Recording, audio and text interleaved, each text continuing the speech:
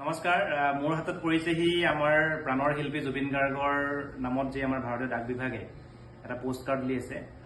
জুবিন গাৰ্গৰ ফটো সম্বলিত এইটো মই আপোনালোকক দেখাব বিচাৰিছো যে কি কি ইয়াত বস্তু আছে ইয়াৰ মূল্য কিমান আৰু কেনেকৈ আপোনালোকে এইটো পাব পাৰিব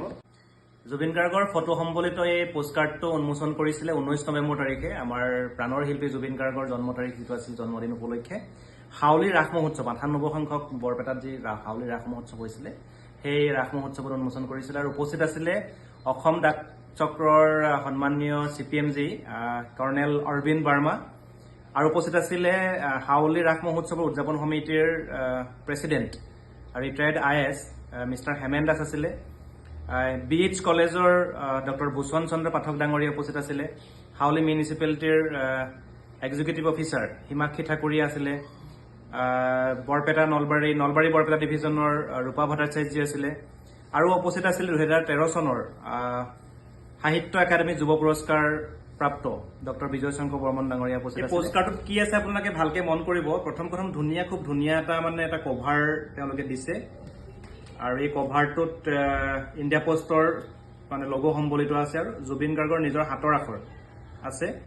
আৰু ইয়াৰ মূল্য ৰাখিছে মাত্ৰ কষ্টিং প্ৰাইচ ৰাখিছে অকল 50 টকা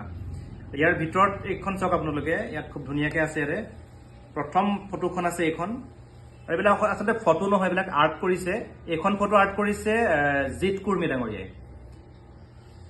নেক্সট আপোনালোকে চাব এইখন আছে জুবিন গাৰ্গৰ এইখন ফটো কৰিছে গোলাঘাটৰ মনজিত ৰাজখোৱাই খুব ধুনীয়া ফটো তাৰপিছত এইখন 3 নম্বৰখন দেখাইছো এইখন আছে কৌশিক কিশলয় তাৰপিছত এইখন আছে 4 নম্বৰখন ডক্টৰ সঞ্জীৱ বৰাই তেখেতে কৰিছে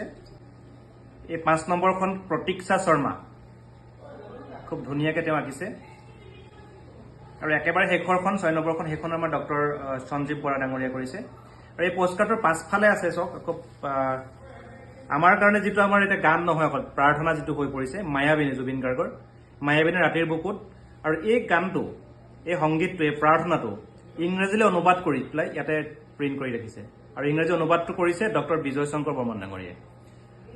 গতিকে আপোনালোকে এই পোষ্টকাৰ্ডটো মই ভাবিছো যে প্ৰত্যেকজনে সংগ্ৰহ কৰা উচিত